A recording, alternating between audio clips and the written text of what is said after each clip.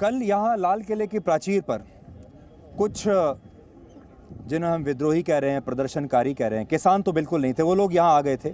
उनमें एक व्यक्ति था जिसका नाम था दीप, और कहा जा रहा है कि दीप जब ऊपर आया, आपने भी उसकी तस्वीरें देखी होंगी, उसने यहाँ पर एक झंडा लहराया, उसके बाद अपनी सेल्फी ली, तस्वीरें ली और दुनिया को ये बताने की कोशिश की जैसे एक तरीके से उसने शायद भारत को ही जीत लिया हो, लाल किले को शायद उसने जीत लिया हो। अब बहुत सारे लोग ये कह रहे हैं कि जो दीप, क्योंकि इसकी तस्वीरें बीजेपी के एक सांसद सनी देओल के साथ आ गई हैं, तो लोग कह रहे हैं कि ये बीजेपी का कार्यकर्ता है और उसका नाम बीजेपी से जोड़ रहे हैं।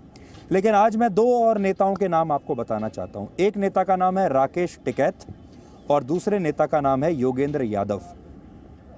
आप शायद भूल गए होंगे क्योंकि हमारे देश के लोगों की याददाश्त अक्सर बहुत कमज़ोर होती है। योगेंद्र यादव ने लोकसभा का चुनाव लड़ा था 2014 में आम आदमी पार्टी से, और राकेश टिकैत भी एक नहीं कई बार चुनाव लड़ चुके हैं। और चुनावों में क्या नतीजा आया था, आज मैं आपको वो बताना चाहता हूं कि इन लोगों ने जब चुनाव लड़े तो ये किस किस पार्टी के टिकट पर चुनाव लड़े थे और इस देश के लोगों ने और किसानों ने इन्हें कितने वोट दिए थे। अब देखिए, भारतीय किसान यूनियन के जो राकेश टिकैत हैं, इनका चुनावी इतिहास सुनिए। वर्ष 2007 में यूपी की खतौली विधानसभा सीट से बहुजन किसान दल के टिकट पर ये चुनाव लड़े थे और जब ये चुनाव लड़े विधानसभा का, तब इन्हें सिर्फ 9,539 वोट मिले थे, 9,500 वोट मिले थे सिर्फ। और राकेश टिकैत की 2007 में जमानत जब्त हो गई थी, जबकि ये अपने इलाके से लड़े थे, किसानों के इलाके से लड़े थे, जिनको कहा जाता है कि ये पूरा किसानों का इलाका है और इस इलाके में इनकी बहुत पकड़ है। अब आगे चलिए। उसके बाद 2014 के चुनाव में, 2014 में उत्तर प्रदेश की अमरोहा सीट से ये फिर लोकसभा चुनाव लड़े, अमरोहा सीट से, जिसमें ये राष्ट्रीय लोकदल और कांग्रेस, नाम फिर से सुन लीजिए पार्टियों के, राष्ट्रीय लोकदल और कांग्रेस के जॉइंट प्रत्याशी थे। दोनों पार्टियों ने मिलकर इन्हें मैदान में उतारा था, टिकट दिया था, और इस चुनाव में भी इनकी जमानत जब्त हो गई थी। तो उस हिसाब से अगर ये कांग्रेस की टिकट पर 2014 में राकेश टिकैत लड़े हैं, कांग्रेस की टिकट पर लोकसभा चुनाव लड़े हैं, तो क्या ये कांग्रेस के कार्यकर्ता नहीं कहलाएंगे? किसान नेता कैसे हो गए? इनको तो कांग्रेस का नेता होना चाहिए था, इन्हें तो राष्ट्रीय लोकदल का नेता होना चाहिए था, क्योंकि इन्होंने उन पार्टियों की तरफ से चुनाव लड़ा है। तो अब इन्हें किस पार्टी का नेता माना जाए? क्या इस आधार पर हम कह दें कि इस आंदोलन के पीछे किसान नहीं, असल में कांग्रेस पार्टी है? किसी के बाप की जागीर है गणतंत्र दिवस। ये गणतंत्र दिवस हिंदुस्तान का किसान मनाएगा, दुनिया की सबसे बड़ी परेड बनेगी। कौन रोकेगा हिंदुस्तान के किसानों? एक किसान होगा यहाँ पर दिल्ली में, दिल्ली खबरदार, जो ट्रैक्टर को रोका उसका इलाज भर देंगे, जो ट्रैक्टर को रोकेगा उसके बक्कल तार दिए जाएंगे। अगर ट्रैक्टर को रोका किसी ने, कौन रोकेगा ट्रैक्टर को? कोई रोका ट्रैक्टर। अब दूसरे नेता का नाम सुनिए, वो है योगेंद्र यादव। योगेंद्र यादव ने भी इस दौरान अपनी अच्छी खासी राजनीतिक दुकान सजाने की कोशिश की। योगेंद्र यादव ने वर्ष 2014 में हरियाणा की गुड़गांव सीट से लोकसभा का चुनाव लड़ा था। आम आदमी पार्टी का टिकट उन्होंने लिया था और तब सिर्फ 79,000 वोट मिले थे और इनकी भी जमानत जब्त हो गई थी।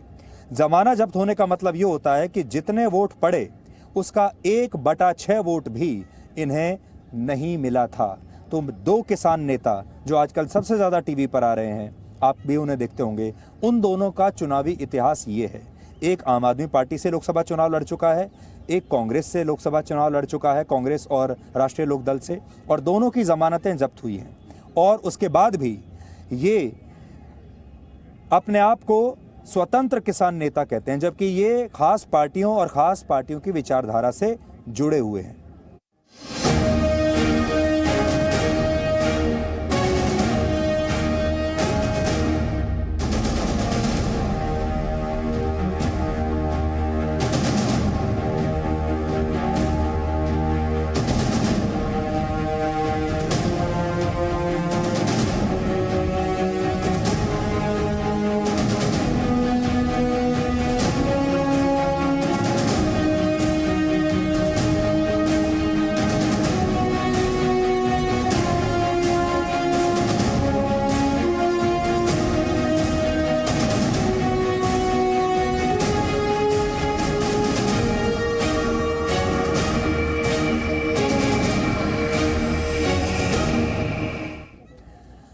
कल का एक किस्सा सुनिए।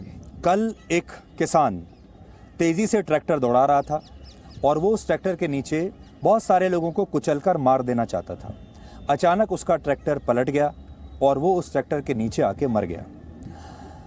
जो प्रदर्शनकारी थे, हमारे देश का जो मीडिया का एक हिस्सा था, हमारे देश के बहुत सारे डिज़ाइनर, पत्रकार, बहुत सारे बुद्धिजीवी और नेता लगातार उस किसान की तस्वीरें पोस्ट करने लगे।